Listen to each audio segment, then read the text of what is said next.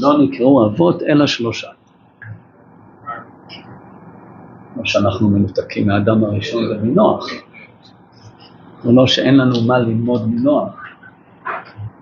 אבל נוח לא נקרא אבא. אבות נקראו 3.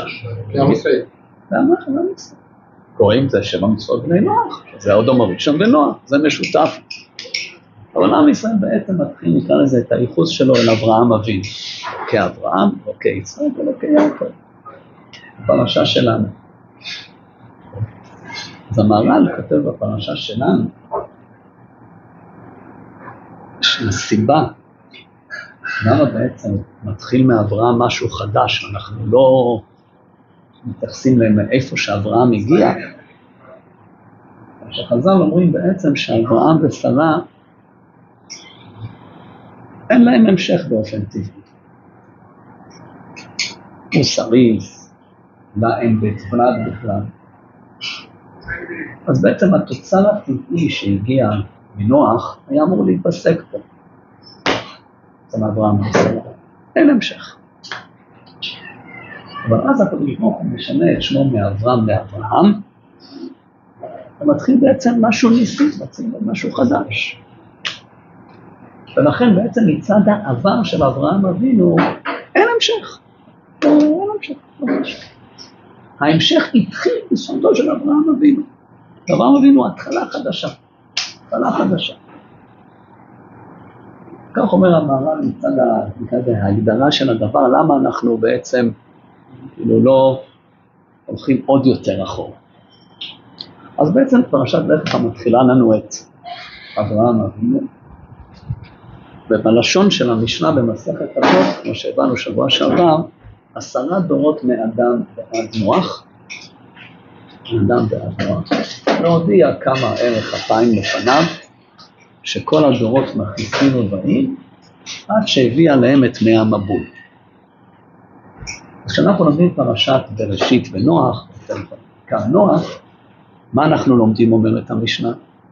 שהקדוש ברוך הוא ערך אפיים.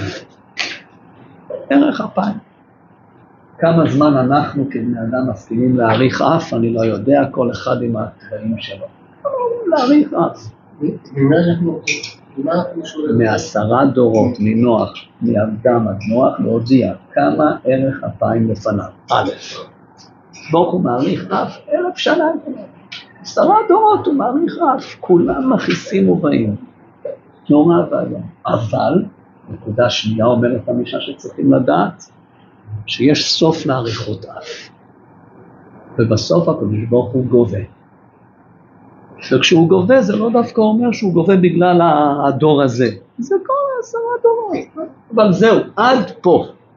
בסופו של דבר יש דין ויש דיין אומרת המשנה. זה המסר שלנו מ10 דורות מאדם עד נוח. עכשיו המשנה הבאה, המשך המשנה. 10 דורות מנוח ועד אברהם. גם 10 דורות. גם אומרים אותו דבר. רגע, להודיע כמה ערך אפיים לפניו, שכל הדורות מכיסים ובאים, אז זה כבר מהדורה שנייה. זה חידוש עוד יותר גדול. לא למדנו. זאת אומרת, הדורות לא למדו ממה שקרה לפני כן. עוד פעם חוזרים אותו דבר. מכיסים ובאים. עד שבא אברהם אבינו ונטל שכר כולן.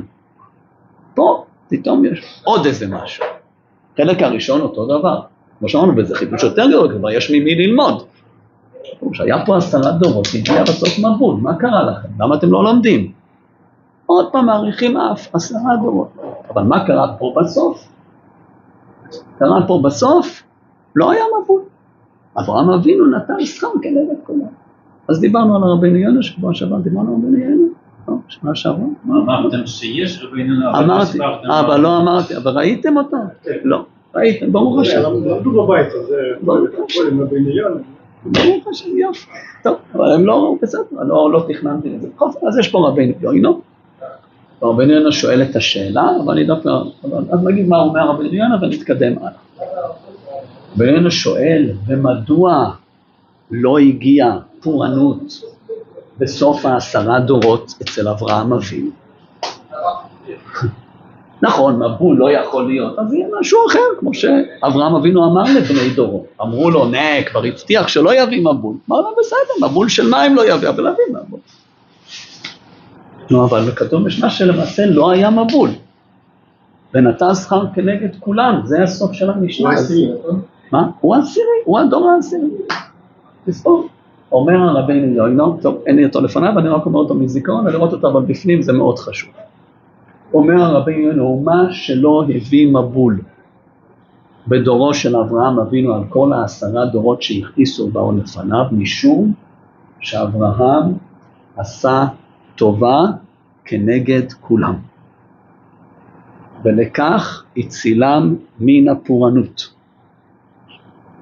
ובדינו שכל אדם יש לו חלק בעולם הזה וחלק בעולם הבא. אם זכה, זוכה, ואם לא עשה, לא זוכה. וזה שעשה כנגדו, זוכה בדין בחלקו בעולם הזה ובעולם הבא. יש שם כאילו שגנדן וגיהנום. כך כתוב שם ברבינו יוינו, זה רבינו יוינו שאפשר הרבה להעריך בו, אני לא יודע בדיוק את ההגדרה, אבל כתוב פה חידוש גדול ברבינו יוינו, אני אתן דוגמה שנתתי. בעולם הבא או לקחת? בעולם הזה או בעולם הבא? בעולם הזה? כן, כנגד כולם. אז אני לא יודע, אבל אני אתן דוגמה, אמרתי את זה לכמה תלמידי חכמים, אמרתי כדוגמה, אבל תסבירו מה שתסבירו, אבל זה המילים של רבינו יוינו. איך אני מבין את זה? אני נותן דוגמה איך אני מבין את זה, אבל אידך זיל גמור, אני לא חושב פשט אחר, אין לי בעיה. אז אני נתתי דוגמה, אותם תלמידי חכמים שאמרתי את זה לפניהם בשבוע שעבר, אמרו שרוצים להסביר אולי משהו טיפה שונה, אבל לא חושב בתופעה. אני רק נותן אפשרות. אוקיי, אז אני שאלתי את הבחורים שהייתי צריך לדבר לפניהם, במקרה, בשבוע שעבר, ביום חמישי בערב, באיזושהי ישיבה, משהו שאני בוא לדבר, אז דיברתי על זה, אז ישב שם משגיח, אז שאלתי, כמה זמן אדם צריך להניח תפילין ביום?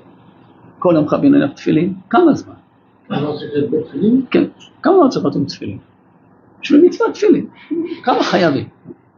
כל יום חייבים להניח תפילין, כמה? להניח, לא רואה, אמרתי טוב, הלאה.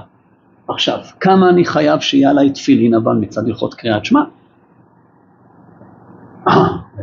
עכשיו עוד מחייב, כל הקורא קריאת שמע בלי תפילין, אז אני חייב שיהיה עליי תפילין בשעת קריאת שמע. נכון, לא מדין תפילין, מדין קריאת שמע, אתה לא יודע, אני חייב... קריאת שמע של חיוב? קריאת שמע של חיוב. בסדר, קריאת שמע של חיוב. ואם זאת, יש לך תפילין, אתה לא מניע, זה עדות שקר, זה איסור, ממש איסור. זה משהו מנוע. יופי. עד מתי? אדם שהוא לא תפילין, רוצה לצאת לשני זמנים, לא מספיק להתפלל בזמן הזה? אבל אלכסנדר, אני עכשיו לא בשיעור הלכה, אני לא בשיעור הלכה עכשיו, בסדר? אומר מי שבו אם עובר זמן קריאת שמע, בוודאי שקריאת שמע לא קשורה לתפילין, שיקרא קריאת שמע. ודאי, כמובן. אני לא, שמעתי את השאלה, והתחמקתי מתשובה, אני לא בשיעור הלכה עכשיו. אוקיי. עד מתי המשתבורה אומר לי שצריך שהתפילין יהיו עליי? שאז אני יכול להוריד את התפילין ככה. עד אחרי קדש תזכר. קדש תזכר. אוקיי. אז אני יהודי טוב, אז יש לי חיוב של תפילין, חיוב של קרישמה, חיוב של משתבורה. מתי ראשי ומרשה לי להוריד? לא, גמר. אוקיי, קדש תזכר. אני יכול לומד את התפילין. עכשיו אני נשאר עם התפילין שלי, עוד שעה לומד עם התפילין שלי. כל רגע שתפילין עליי זה מצוות תעשה, כולם יודעים. אוקיי? אז אני נותן דוגמה כרגע לרבינו יוינו. אברהם אבינו חייב כאילו להניח תפילין, כן? בזמן קריאת שמע, בסדר. עד קדש תזכר. אבל הוא נשאר כל היום עם התפילין שלו. אוקיי, אז מה קורה עכשיו בעולם? בעולם יש הנחת תפילין של 12 שעות. זה האוויר של העולם הזה. אם אברהם עושה משהו חייב, היה רק קצת. הוא עשה הרבה, אז הוא מציל עוד יהודים שלא הניחו תפילין. הם היו אמורים לתת את השפע הזה בעולם, אבל הם לא נתנו, והוא נתן את זה במקומם. אוקיי, נתתי דוגמה. אבל מה זה קורה? אז לא שהם מקבלים שכר שהם עשו, אבל העולם מתקיים.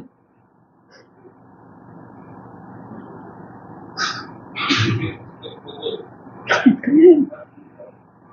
אז אם עכשיו באו רבנים, הרבנים אמרו, תחזק בשבת, אתה מקבל שבת 10 דקות מוקדם יותר. זה חיזוק שלך. אבל בעצם אתה נתת לכל העולם עוד 10 דקות של קדושת שבת. דוגמה.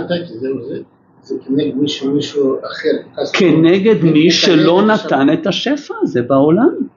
כן. העולם עומד על 3 דברים. השעה הזאת של ברכת תפילין זה לא חובה. לא חובה, חשוב. אצלו זה חובה. נכון. אז החובה שלו... יותר ממה שאני מקבל את זה. אני לא מדבר על שכר, אני עכשיו מדבר על העולם, על העולם. לא, מה פתאום, מה הקשר? מה עכשיו הקשר? מה עכשיו אני מדבר על מה יותר השפעה? אבל יש בעולם את השפע של תפילין. יש בעולם את השפע של תפילין, יש בשפע עוד שפע של קדושת שבת. עוד שפע של מצוות ציצית, עוד שפע של זה. מה זה מסקמילה? שהעולם קיבל עוד אנרגיה, הוא קיבל עוד כוח. הוא היה אמור לתת את הכוח הזה. ואני נתתי את זה בעצם במקומו. אוקיי, לא התכוונתי לדבר על זה, אבל כך אומר הרבינו יונה, חזרה אלינו. ממשיכה המשנה ואומרת, 10 ניסיונות נתנסה אברהם אבינו. באלו אנחנו מגיעים לפרשה שלנו, שבעצם לרוב הראשונים, לך לך הוא אחד מ10 ניסיונות. אני לא אמרתי שהוא הראשון, כן, זה מחלוקות מה בדיוק הראשון, אבל ודאי שזה אחד מהניסיונות, זה לך לך. הניסיון של לך לך, יש מאיתנו שיודעים את זה יותר טוב, פחות טוב, אבל בעצם להתנתק מכל הדברים שאתה קשור אליהם. לך לך מארצך, מהארץ שאתה נמצא בה. איפה אברהם נמצא פה? בחרן, פה הוא נמצא. משמע בפסוק, אבל זה מחלוקת ראשונים, כן? זה המולדת שלו, אתה עושה לא, הפשטות בפסוק לא, אבל מחלוקת ראשונים באמת, מחלוקת ראשונים, וזה ממולדתך. איפה המולדת של אברהם אבינו? אור כסדים. יכול להיות, מחלוקת ראשונים, נעזוב כרגע את המחלוקת הזאת לגבי הפרט הזה, אבל או שזה אותו מקום, אבל 2 סוגים של ניתוקים. אבל איך שלא יהיה כתוב פה שיש ניתוק מהארץ, איפה שאני נמצא. זאת אומרת, אם אני גר במקום מסוים, אני קשור אליו, אני רגיל אליו, ואחד נולד במקום אחד וגר במקום אחר, הוא צריך להתנתק מהמולדת שלו, אז הוא כבר התנתק מהמולדת שלו. לא, מה פתאום? אני כבר לא גר שם 70 שנה. לא, צריך להתנתק מהמולדת שלך. זה משנה איפה נולדתי. משנה, כך כתוב פה, ומבית אביך, זה כולנו מבינים. ומבית אביך להתנתק מההורים, מאבא. מי האבא של אברהם אבינו? פה? תרח. תרח עשה תשובה? עוד. לא, תרח עדיין רשע. רשע מרושע, ולא סתם רשע מרושע, אלא מסר את הבן שלו לנמרוד והפיל אותו לכבשן האש. אז היחסים בין אברהם אבינו לאבא שלו הם לא היו איי, נקרא לזה ככה. ככה. ועם כל זה, אברהם אבינו יש לו קשר לבית אביו, הוא צריך להתנתק לבית אביו. וזה ניסיון, לאברהם אבינו. זה גם ניסיון. צריך לעזוב את המקום שעכשיו התיישבת בו. להתנתק מהמולדת שלך, להתנתק מבית ההורים שלך. וללכת, אומר רש"י, שזה גם חלק מהניסיון לפי רש"י, אל מקום נעלם. זה ניסיון קשה מאוד. צא מפה לאן? אני אגיד לך לאן, תתחיל ללכת. אל הארץ אשר הרקע. זה ניסיון של אברהם אבינו. תשמעו, ידע לאן. לא הבנתי עכשיו. מאיפה הוא ידע? יש שם ללכת, זה ציווי. מה? שנה שעברה הוא אמר שזה סמדה. כן, זה בסדר, אני לא באתי לדבר על זה. מאיפה הוא ידע? אל הארץ אשר הרקע. לאן אבא שלו רצה ללכת? תודה שהרצונות של אבא שלו קשורים לציווי של הקדוש ברוך הוא, אני לא יודע. היה לתרח חשבון, ודיברנו על זה שנה שעברה, יש פה ספורנו, בסדר גמור, זה חשבונות של תרח. הכל בסדר. עכשיו אברהם אבינו צריך להתנתק מתרח. נכון? אל הארץ אשר הרקע. אל הארץ אשר הרקע. איפה שאני אראה לך? כמו שאני אומר, אתה אומר, זה באמת מאוד קשה. ללכת בלי, לאן? לאן? וזה בעצם כבבואה למה שהיה לעם ישראל במדבר עם הענן. לא יודעים מתי אנחנו יוצאים, לא יודעים מתי נחנה ואיפה נחנה. מה יודעים? מה ידענו מיד אחרי שנה וחצי? שאנחנו הולכים להעביר את הזמן. זהו. אנחנו יודעים. אמרתי, בהתחלה יודעים בכיוון. אני לא יודע מתי ואיך ואיזה תחנות תהיה בדרך, אבל אני יודע לאן אני אמור להגיע. אני אמור להגיע לארץ ישראל. נכנס לארץ כבר. כמה זמן זה ייקח, איפה נחנה, לא יודע. אבל אחרי שנה וחצי אנחנו יודעים שעכשיו אנחנו הולכים לבזבז את הזמן. הולכים להעביר זמן. אז סתם. אבל אין סתם. זה אנחנו עבדים של הקדוש ברוך הוא. עולה, לילה, בוקר, חודש, חודשיים, שום תוכניות. אתה מתחיל להעמיד את האוהל שלך, רוצה ללכת לישון, הופ, אזעקה. הקדוש ברוך הוא מדבר איתך, לא, אני רוצה. ולאן הולכים? שום דבר. עד שלא ייגמר 40 שנה אנחנו לא מגיעים. מסתובבים. אל הארץ אשר הרקע. אני אראה לך איזה מקום, אתה הולך.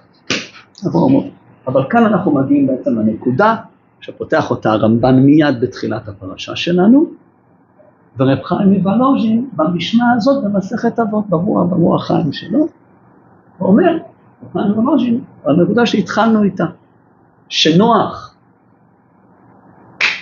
לא מוזכר במשנה אף פעם בשם אבינו. לא אבינו. ואברהם יקבל פתאום תוספת. אבל אבינו. אומר הרמב"ן פה אצלנו, ואמרתי רב חיים מוולוז'ין שם על המשנה, על המילה הזאת אבינו. אומר רב חיים מוולוז'ין, אם אברהם נקרא אבינו, ויצחק נקרא אבינו, ויעקב נקרא אבינו, אז מה אבא נותן לילדים שלו? יש דברים חיצוניים שהם לא מחויבים. יש ירושה, יש זה, אבל מה הוא מעביר? כמו שאומרים, בעל כורחו. צבעים. מידות. זה אבא. אבא מעביר, זה אבא. משה הוא גם לא אבינו. מה משה הוא? רבינו. נתן לנו חוכמה, נתן את התורה. הוא לא העביר לנו צבעים. אבל אברהם הובינו, העביר לנו צבעים. אומר רב חיים מוולוז'ין, ולכן 10 ניסיונות שנתנסה אברהם אבינו, זה אומר שכל 10 הניסיונות שאברהם אבינו התנסה בהם, עברו אלינו בתורשה, שנעמוד בהם כטבע. יהיה לנו קל כבר לעמוד בהם. כי אבא כבר הוריש לנו את זה בטבע שלנו.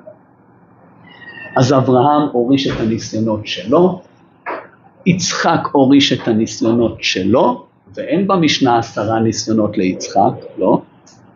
ויעקב את הניסיונות שלו, הם כולם נקראים כמי שנקרא אבינו, אז הוא מעביר לנו את הכוחות המיוחדים שלו, שאצלנו זה כבר הרבה יותר קל, זה כבר בטבע שלנו. רב חיים מוולוז'ין לא עובר על כל 10 הניסיונות של אברהם אבינו, אבל הוא מזכיר את הניסיון של לך לך, את הכוח הזה של היהודי, להתנתק מהמקומות שהוא גדל בהם, להתנתק מההורים שלו, שזה לא קל. מאיפה קיבלנו כזה כוח? מאברהם אבינו. ואומר רב חיים מוולוז'ין, אל הארץ אשר אראך, ללכת לארץ ישראל שאין בה כלום. אין בה כלום. כך הוא כותב בזמנו, אין בה כלום. והיהודים הולכים לארץ ישראל. מאיפה? מה פתאום? למה? מה חסר לך שם? מה חסר לך שם? מאיפה קיבלת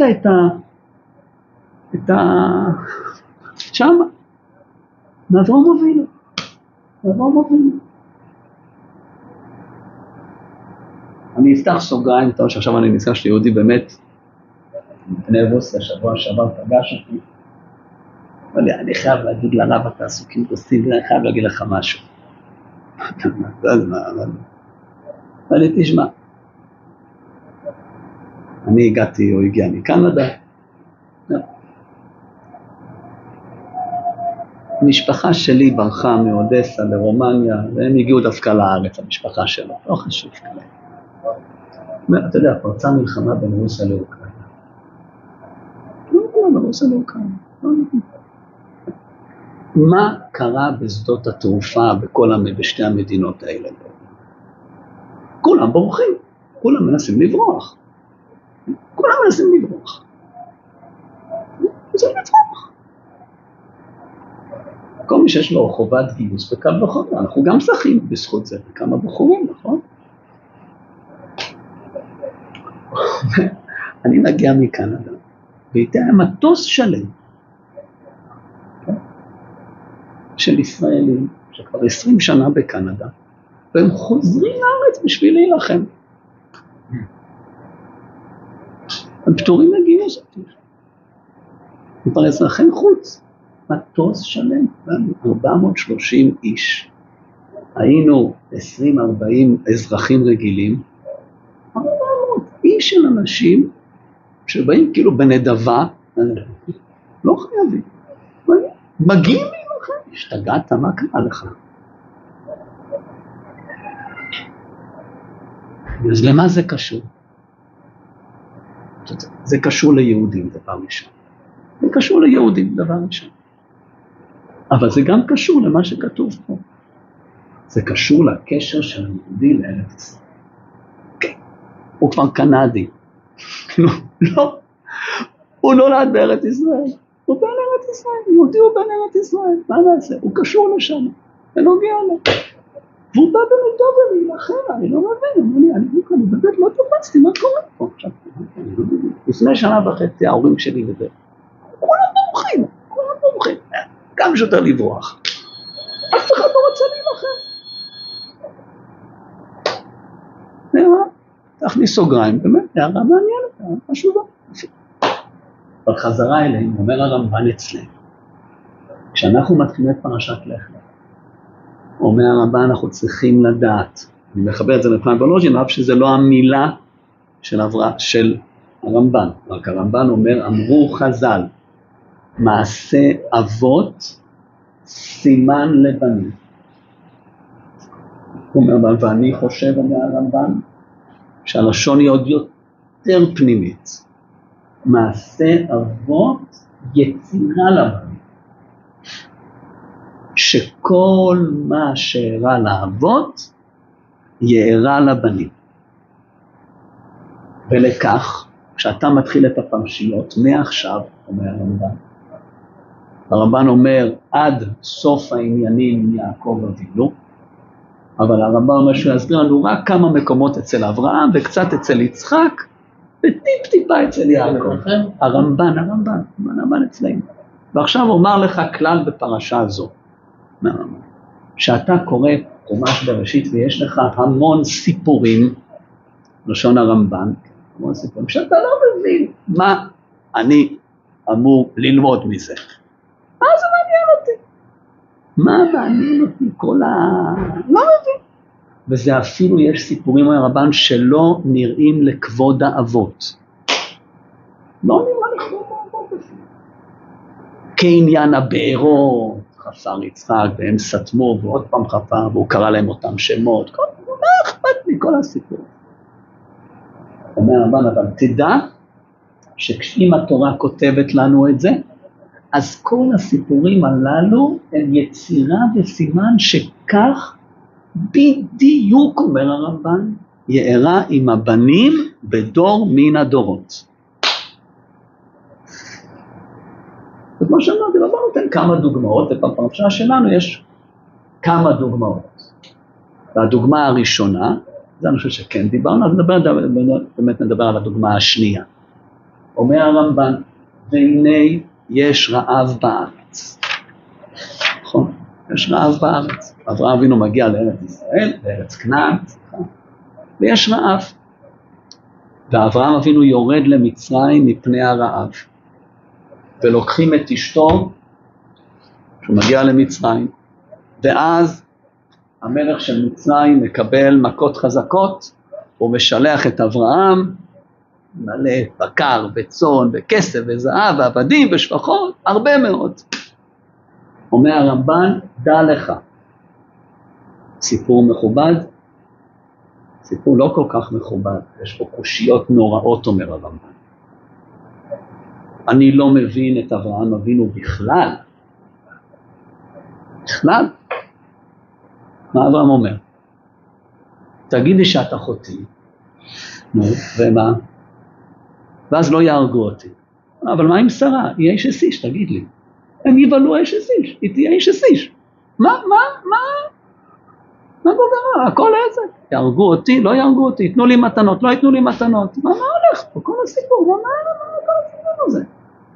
אומר הרמב"ן, מעשה אבות סימן לבנים, אומר הרמב"ן, יהיה רעב בארץ ישראל, אצל יעקב אבינו, נכון? יש עוד פעם רעב, היו 10 רעב בחז"ל, כן? רעב אחד, רעב השני אצל יעקב אבינו. 10 רעבון, כן? והיא רעב בארץ, יש 10 פעמים, בסדר. וזה 2 פה. אצל יעקב יש רעב, נכון, בארץ. ולאן יורדים הנכדים של אברהם אבינו? למצרים. במצרים יש אוכל. נכון? מה קרה בדיוק? אותו דבר, כמו שאצל אברהם אבינו, כך היה. זה היצירה. אוקיי, ומה קורה שם? עכשיו חידוש של רמב"ן, פשט בתורה בחומש שמות, שאנשים לא יודעים את זה, אבל זה רמב"ן פה. אומר הרמב"ן, והמצרים לוקחים את הבנות, כדכתיב, כל הבן הילוד היאורה תשליחו, וכל הבת תחיון. זה בעצם מילה מיותרת, נכון? כל הבת תחיון לכם לנשים. אז התוכנית המצרית אומרת, להרוג את הזכרים, והנקבות יהיו נשים שלנו. ואז הקדוש ברוך הוא מביא מכות על המלך ועל העם, ויוצאים ממצרים, כל טוב מצרים. זה דוגמה אחת, מה זו השנייה של הרמב"ן, למעשה אבות סימן לבנים, שתסתכל, ותראה שהתורה מספרת לך סיפור, ואתה באמת כמו שהסיפור הזה, מה זה נותן לי כל הסיפור הזה? מה זה כל הסיפור הזה? אנחנו לא מספרים את זה בליל הסדר, ולא שום דבר. זה נותן לך שתדע, איך שכל מה שקורה עם אברהם אבינו יוצר לנו, והקדוש ברוך הוא על ידי אברהם אבינו אומר לנו מה יהיה איתנו ביום מן הימים. אוקיי, עוד דוגמה אחת ובזה נסיים. יש לנו מלחמת 4 המלכים ו5, נכון? נכון, כן, כולם יודעים. יש הרבה מה ללמוד מהמלחמה הזו. אומר הרמב"ן, אבל תדע לך ש4 המלכים, שאנחנו מעריכים בשמות שלהם ובערים שלהם, זה 4 מלכויות. וכשאברהם אבינו יוצא להילחם איתם, זה מעשה אבות סימן לבנים, מה יקרה בסוף 4 המלכויות. וכל מלך עם השם שלו ועם העיר שלו, הרמב"ן יצא מקבילה בנביא. למדי, לפרס, לבבל, ליוון, לדום. אוקיי? ומסיים הרמב"ן, וכשאברהם אבינו חולם את החלום שלו בברית בין הבתרים, והנה אימה, חשיכה, גדולה נופלת, אומרים חז"ל, עוד פעם 4 המלכויות. וזה פחד נורא. באיזה פסוק זה הרמב"ן? באותו מקום, כל אחד זה על המקום. על המקום. 4 המלכים, בתחילת 4 המלכים, הנה אימה גדולה חשיכה,